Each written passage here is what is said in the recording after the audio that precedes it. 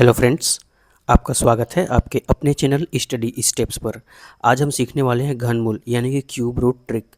तो घनमूल निकालना हम बहुत ही फास्ट तरीके से आज सीखने वाले हैं।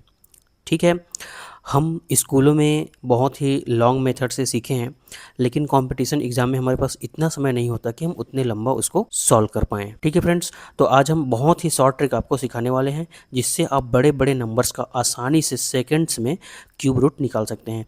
चलिए वीडियो में आगे बढ़ते हैं और इसके कॉन्सेप्ट और ट्रिक को समझते हैं। चलिए सबसे पहले मैं आपको कुछ चीज़ बताता हूँ जो हमारे क्यूब रूट निकालने में बहुत काम आने वाले हैं। देखिए, सबसे पहले आप 1 से 10 या 1 से 15 तक के नंबर का ये जो क्यूब रूट का जो वैल्यू होता है उसको आप याद रखिए। एकदम बहुत ज़्यादा आपको रटा हुआ होना चाहिए ताकि आप इसको आसानी से इतना कर पाएँ। तो इसकी सहायता से फिर आप बड़े बड़े नंबर्स का क्यूब रूट आसानी से निकाल पाएंगे। छोटी संख्याओं का हमको कंफर्म याद होना चाहिए, जो मैंने यहाँ पे लिखा हुआ है। तो इसमें ये जो मैंने क्यूब रूट यहाँ पे लिखा हुआ है, इसको समझने के लिए आपको एक चीज़ और समझना पड़ेगा। बड़े नंबर्स का क्यूब रूट निकालने के लिए आप इसमें से आपको एक चीज़ खास बात बताता हूँ जिसको आपको समझना बहुत ज़रूरी है। देखिए, अगर कोई नंबर है 1 है, ठीक है, 4 है, 5 है और 6 है और 9 है और एक लास्ट ले लेते हैं 0। ठीक है, 1 4 5 6 9 और 0। तो इसको ध्यान से देखिए, ये ऐसे नंबर हैं जिनका जो क्यूब हुआ है तो उसका यूनिट वैल्यू क्या आया है उतना ही आया है सेम। 1 का क्यूब रूट में जो नंबर आएगा उसके यूनिट प्लेस में 1 आएगा। 4 में देखिए 4 का किए हैं तो यूनिट डिजिट क्या है 4। 5 का यूनिट डिजिट क्या है 5। 6 का यूनिट डिजिट क्या है 6 और 9 का यूनिट डिजिट क्या है 9। ठीक है, 0 का तो 0 ही आएगा। ठीक है, अगर किसी भी नंबर के यूनिट में 0 है उसका क्यूब करेंगे तो यूनिट क्या आएगा 0 ही आएगा। ठीक है, इतना क्लियर हो गया आपको। इसको ध्यान रखना है, बहुत ही काम आता है जब हम किसी भी क्यूब रूट का ट्रिक निकालेंगे। तो ये तरीका, ये जो मैंने आपको चीज़ें बताई हैं, ये नोट करने वाली बातें हैं, ये आपको बहुत काम आएंगी। चलिए एक चीज़ और बताता हूँ। अगर आप 2 का क्यूब रूट निकालेंगे तो उसके यूनिट डिजिट में 8 आता है। ठीक है, और अगर आप 8 का क्यूब रूट निकालेंगे तो उसके यूनिट डिजिट में क्या आता है 2 आता है। ये ध्यान रखना है। ठीक है, यहाँ पे आप देख सकते हैं 2 का क्यूब रूट 8 और 8 का जो क्यूब रूट निकाले हैं उसके इकाई में क्या आया है 2 आया है। एक चीज़ और, ऐसा ही सेम अगर आप 3 का क्यूब रूट निकालेंगे तो उसके यूनिट डिजिट पे क्या आएगा 7 आएगा। देख लीजिए 7 आया है। और 7 का निकालेंगे, ठीक अपोजिट होगा, 7 का निकालेंगे तो उसका क्यूब रूट के यूनिट डिजिट में क्या आएगा 3 आएगा। ये चीज़ें आपको याद रखनी है जब भी आप क्वेश्चंस को सॉल्व करेंगे, तो ये आपको याद होना चाहिए। ये बहुत ही काम की बातें हैं। ठीक है, चलिए अब इतना समझने के बाद अब हम कुछ क्वेश्चन लेते हैं और उनको समझते हैं। देखिए फ्रेंड्स, हमने कुछ सवाल लिए हैं। अगर इस तरह के सवाल जो हमको स्कूल में मिलते थे, जैसे कि हम इनका क्या करते थे, जब स्कूल में हम सॉल्व करते थे तो इसका हम गुणनखंड निकालते थे, लेकिन छोटी छोटी संख्याओं का हम आसानी से निकाल लेते थे। फिर 3-3 का पेयर बना के बाहर निकालते थे, हमारा आंसर आ जाता था। लेकिन ये इतना बड़ा नंबर है, इसका गुणनखंड निकालने में हमको बहुत समय लगेगा। तो ऐसे क्वेश्चंस को हम क्या करेंगे, ट्रिक से सॉल्व करेंगे। कैसे, देखिए, अगर इस तरह का सवाल मिले तो हम क्या करेंगे, पहले इधर का 3 जो नंबर है उसका 3 नंबर का 1 2 3 3 डिजिट का आप एक पेयर बना लीजिए। और यहाँ पे यूनिट डिजिट जो है, जैसे क्या है यहाँ पे 7। एक क्वेश्चन को ध्यान से समझिए फिर सब आपसे बनने लगेगा। यहाँ पे क्या है 7।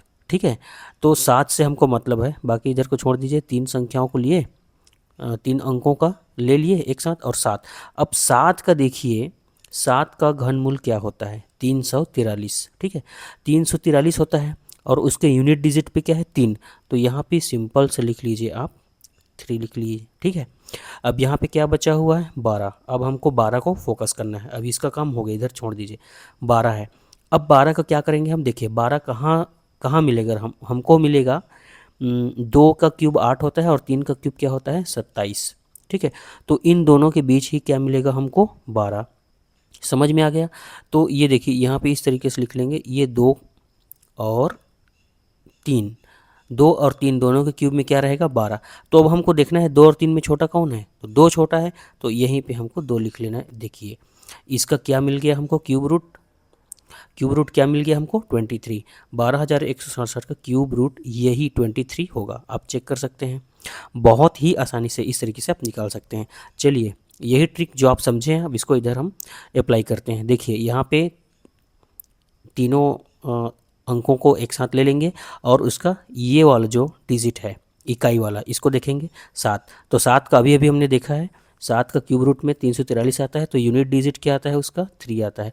तो यहाँ पर लिख लीजिए 3। अब देखिए 79 कहाँ पे आता है, कहाँ पे आएगा, 4 का क्यूब 64 और 5 का क्यूब क्या है 125 है ना 125, इन दोनों के बीच में ही आएगा। तो आप इस तरीके से लिख सकते हैं 4 और 5 है ना, 4 और 5 के बीच में आएगा। लेकिन आपको ध्यान देना है 4 कौन है, 4 क्या है छोटा है और 5 क्या है बड़ा है, तो हमको छोटी संख्या को लेना है। तो ये 43 हो गया। इस तरीके से 43 क्या हो गया है ना, 79,507 का क्यूब रूट क्या हो गया 43। अब इसमें देखिए ये क्या है 1,10,592। अब इसका हम कैसे निकालेंगे, वही तरीका है, 3 संख्याओं को लेंगे इस तरीके से एक साथ, इस तरीके से। अब इसमें जो 2 है यूनिट डिजिट पे क्या है यहाँ पे 2, तो इसी 2 का क्यूब रूट क्या होता है देखिए 8 होता है। तो यहाँ पे सिंपल सा लिख लीजिए 8, क्योंकि एक ही संख्या है तो 8 ही लिखेंगे। ये हो गया। अगर 2 संख्या रहता तो उसकी यूनिट डिजिट को लेते, लेकिन 2 का क्यूब 8 है तो यहाँ पे सिंपल सा 8 लिखेंगे। अब हमको मतलब है 110 से। अब 110 किसके किसके बीच में आता है देखिए, तो 4 का क्यूब है 64 और 5 का क्यूब है 125, तो इन दोनों के बीच में ही आएगा। किसके बीच में आएगा, 4 का क्यूब और 5 के क्यूब के बीच में क्या आएगा 110। तो 4 छोटा है 5 बड़ा है, तो हमको 4 को लेना है। ये हो गया। तो 48 क्या हो गया 1,10,592 के क्या मिल गया हमको क्यूब रूट मिल गया। ठीक है, चलिए कुछ और सवाल लेते हैं। चलिए फ्रेंड्स, हमारा जो नेक्स्ट क्वेश्चन है वो आ चुका है। यहाँ पे देखिए 830584 है ना, यहाँ पे 8,30,584 का हमको घनमूल ज्ञात करना है। कैसे निकालेंगे, सेम वही तरीका है। यहाँ पे 3 डिजिट को लीजिए और लास्ट में जो एक डिजिट है 4 यूनिट प्लेस पे उसको देखिए। 4 का घनमूल क्या होता है देखिए, है ना, घनमूल यानी कि क्यूब रूट 64 होता है, लेकिन 64 का सिर्फ 4 लेना है यूनिट डिजिट, क्या लेना है 4। ठीक है, इसका हो गया काम। अब यहाँ पे देखिए, अब ये हमको 830 से मतलब है। अब ये 830 हमको कहाँ मिलेगा, यहाँ पे देखिए ये तो हो गया 729। और 10 का क्यूब रूट क्या होता है देखिए, 10 का जो क्यूब रूट होता है वो होता है 1000। इतना तो आपको पता ही है, बहुत ही आसान है ये। तो 1000 और 729 के बीच हमको क्या मिलेगा 830 है ना। तो किसके किसके बीच, 9 के क्यूब और 10 के क्यूब के बीच क्या मिल जाएगा हमको 830 मिलेगा। तो हमको ध्यान देना है कि 9 क्या है छोटा है और 10 क्या है बड़ा है, तो हम 9 को लेंगे। तो ये क्या हो गया 94 हमारा क्या हो गया 8,30,584 का क्या हो गया क्यूब रूट हो गया, घनमूल हो गया। बहुत ही फास्ट तरीके से निकाल लिए। यहाँ पे देखिए ये है 976। ठीक है, 976 है। 976 की इकाई में जो 6 है, तो 6 का क्यूब रूट क्या होता है देखिए 216। तो 216 का सिर्फ 6 लिखेंगे, यहाँ पे 6 लिख लीजिए। अब यहाँ पे हमको 438 को ढूंढना है। 438 कहाँ पे मिलेगा देखिए 343 और 512 के बीच, यानी कि 7 का क्यूब और 8 का क्यूब के बीच। किसके बीच, 7 का क्यूब और 8 का क्यूब के बीच। तो 7 और 8 में छोटा कौन है 7, तो 7 लिखेंगे। इस तरीके से 4,38,976 का क्यूब रूट यानी कि घनमूल क्या मिल जाएगा हमको 76 मिल जाएगा। अब ये जो हमारा लास्ट क्वेश्चन है यहाँ पे देखिए, इसका कैसे निकालेंगे। ये 3 संख्याओं को लीजिए, ये है 864 लेकिन यूनिट डिजिट है 4, और 4 का क्यूब रूट क्या होता है देखिए 64, तो 64 का सिर्फ क्या लिखेंगे 4। अब ये हो गया 1124। अब 1124 हमको किसके बाद मिलेगा 10 का क्यूब के बाद, यानी कि 11 का क्यूब। 11 का क्यूब क्या होता है आपको पता होना चाहिए। 11 का क्यूब होता है 1331, 1331। तो हमको 1124 किसके बीच मिलेगा 1000 और 1131 के बीच ही मिलेगा। तो हम किस, यानी कि इस तरीके से लिख लीजिए आप 10 और 11 के क्यूब के बीच मिलेगा। तो 10 क्या है छोटा है, 11 बड़ा है, तो हमको छोटा लेना है 10। तो ये देखिए ये हो गया 104। ठीक है, इस तरीके से आप निकाल सकते हैं। बड़े से बड़े नंबर का भी आप क्यूब रूट आसानी से निकाल सकते हैं। चलिए, आज का वीडियो आपको अगर मज़ा आया, आज की वीडियो से आपने कुछ चीज़ें सीखी हैं जो आपको हेल्पफुल लगती हैं, तो इस वीडियो को लाइक ज़रूर करें। अगर आप चैनल पर पहली बार आए हैं तो चैनल को सब्सक्राइब जरूर करिए, बेल आइकन को दबाइए ताकि हमारे वीडियो के नोटिफिकेशंस आपको तुरंत प्राप्त हो। मिलते हैं ऐसे ही शानदार मज़ेदार नेक्स्ट वीडियो में, तब तक के लिए जय हिंद, धन्यवाद।